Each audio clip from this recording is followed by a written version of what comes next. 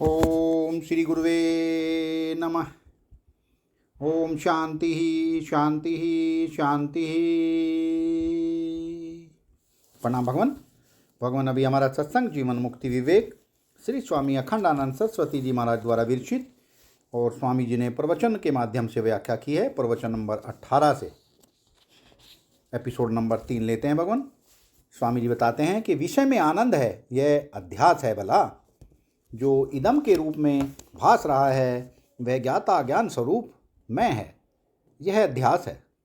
भासने वाली जो आकृति है उसमें मैं भासना असत है। आकृति असत है, उसमें मैं भासना माने उसको सत मानना। दृश्य मिथ्या है, उसमें मैं भासना अर्थात अज्ञान भासना। विषय जड़ है, उसको आनंददायी मानना अपने आनंद स्वरूप का तिरस्कार है।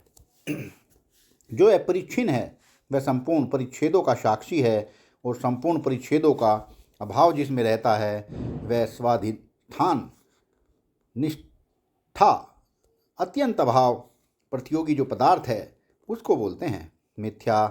जिस दृष्टा में दृश्य दिखा रहा है उस दृष्टा में तो दृश्य है ही नहीं, दृश्य के अभाव वाला है दृष्टा।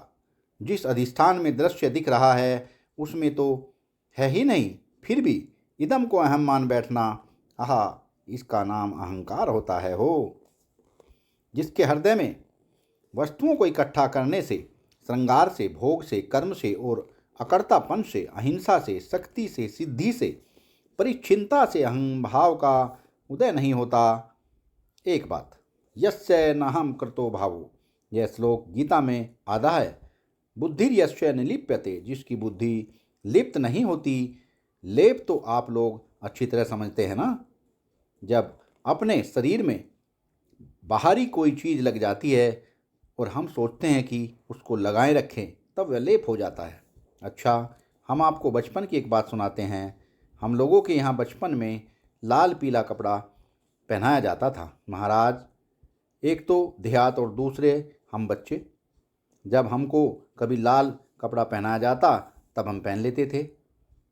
जब हमारी माँ उसको निकालने लगती तब हम रोने लगते थे कि मत निकालो। बचपन की याद है ना, है ना। अब तो हम अपने बचपन को जवानों में देखते हैं, ऐसे रंग बिरंगे कपड़े पहनते हैं महाराज। पहले तो हम लोग इसको पेबंद मानते थे। अगर कपड़े दो रंग के, दो तरह के चकत्थे लगे हों तो हम समझते थे कि बेचारे को एक तरह का कपड़ा नहीं मिला होगा, इसलिए इसने फटा पुराना दो तरह का कपड़ा पहन लिया है। एक दिन श्याम जी भाई पारीख ने हमको वह मखमल ला कर दिखाया, जिसका वह निर्यात करते हैं, विदेशों में भेजते हैं। वह तो आधा आधा फुट के कई रंगों के कपड़े एक में जुड़े हुए होते थे। उन्होंने हमको बताया कि आजकल ऐसे कपड़ों की बड़ी मांग है। अगर हम मिल में रंग बिरंगे मखमल अलग अलग बना दें तो उसकी मांग नहीं है। पहले हम रंग बिरंगे मखमल अलग अलग बनाते हैं, फिर उनको छोटे छोटे टुकड़ों में फाड़ फाड़ कर रखते हैं और फिर उन पर फटे हुए छोटे छोटे टुकड़ों को सिलवा कर जोड़ते हैं। ऐसे मखमलों की मांग होती है। श्याम जी भाई पारीक यहाँ कथा में बैठे होंगे। हमको अपना वह बचपन याद आ जाता है जब हम लाल कपड़ा निकालने पर रोते थे।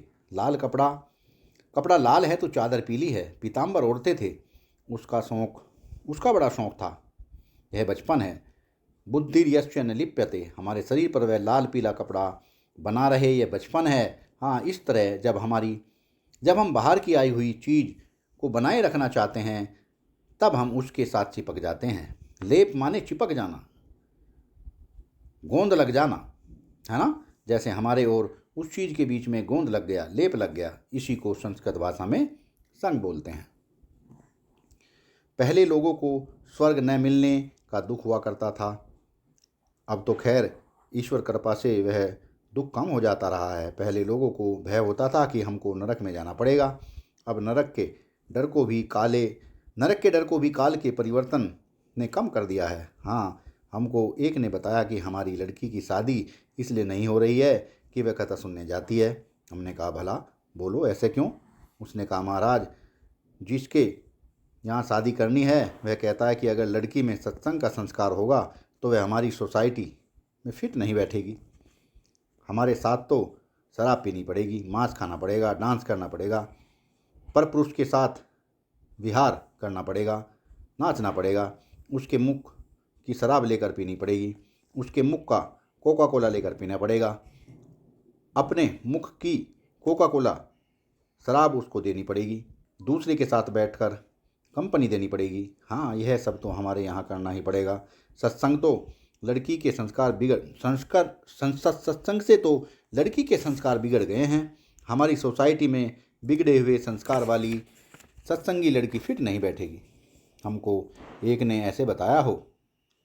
अब आप लोग तो मानते होंगे कि हम लोग सत्संग करते हैं, बहुत अच्छा काम करते हैं। यह देखो, दूसरा मानता है कि सत्संग से संस्कार बिगड़ गए।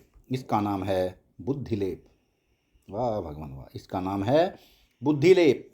आत्म सौंदर्य पर दृष्टि न रखकर कि उधार ली हुई चीज के कारण अपने में बड़प्पन का जो आरोप है वह बुद्धि का लेप है। बाहर से आता है हर्ष, बाहर से आता है विषाद, बाहर से आता है शोक। हम इस बाहर से आए हुए गुंडे को अपने साथ जोड़ लेते हैं। यह हर्ष विषाद शोक बुद्धि का लेप है। बुद्धिर्यस्य न लिप्यते। जब बुद्धि में तृष्णा का आविर्भाव हो कि हमको यह चीज़ मिले, जब बुद्धि में मोह का आविर्भाव हो कि यह चीज़ बनी रहे, और जब बुद्धि में भय का आविर्भाव हो कि यह चीज़ छूट न जाए, तब उसको बोलते हैं बुद्धिलेप। तुम्हारी बुद्धि के साथ वह चीज़ चिपक गई अथवा तुम्हारी बुद्धि उसके साथ चिपक गई। बुद्धिलेप माने अपने में कर्तापना और भोक्तापना का अभिमान। अब एक तीसरा लेप देखो। करके तो अभिमान होता ही है। हमने यह यूनिवर्सिटी बनवाई और हम यह हॉस्पिटल बनवाया, हमने छोड़कर भी अभिमान होता है कि हमने यह छोड़ा। एक साधु थे, वह सर्व आश्रम में रहते थे। बचपन में तो तरह तरह का ख्याल आता था ना। हम तो छोटी उम्र के थे, तब से सत्संग करने के लिए जाते थे। सफ़ेद कपड़ा पहनते थे। अब महाराज जो मिले सो खा लेते थे और कहीं भी सो जाते थे। भला मंदिर के चबूतरे पर सो जाते थे। स्वर्ग आश्रम की सीढ़ी के पास जो मंदिर है उसी के चबूतरे पर सो जाते थे। हमको अकेले को कौन कमरा देता, है ना। एक बार ऋषिकेश में पंजाब सिंध क्षेत्र में गया। वहाँ के कर्मचारी ने पूछा, अकेले हो कि 2 हो कि 4 हो। मैंने कहा अकेले हैं। उसने कहा, क्षेत्र में अकेले आदमी को कमरा नहीं दिया जाता। मैं बड़ी ज़ोर से चिल्लाया, श्री कृष्ण। कमरा न मिलने पर मेरे मुंह से ऐसे ही आवाज़ निकली।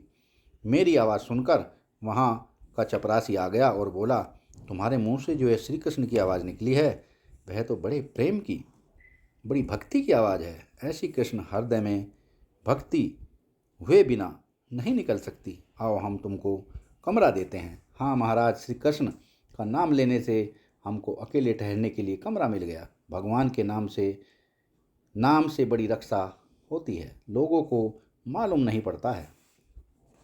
एक बार हम अपनी बहन को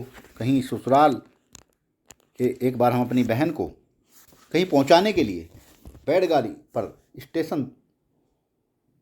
बैलगाड़ी पर चढ़कर स्टेशन जा रहे थे कि हमारी बहन ससुराल जा रही थी। बहन के साथ जेवर भी होता ही है। रात को डाकुओं ने घेर लिया। हाँ, मेरी उम्र तो बहुत छोटी थी, लेकिन मैंने बताया कि हम फलाने पंडित के नाती हैं, पोते हैं। यह सामने वाले गांव में अमुक व्यक्ति हमारे रिश्तेदार हैं, तुम लोग हमको मत लूटो। यह सुनकर डाकुओं ने कहा, पाए लागे पंडित जी। अच्छा, आप हमारे बाबा जी के लड़के हैं, आप हमारे बाबा जी के पोते हैं, माफ़ करना, हमने आपको पहचाना नहीं।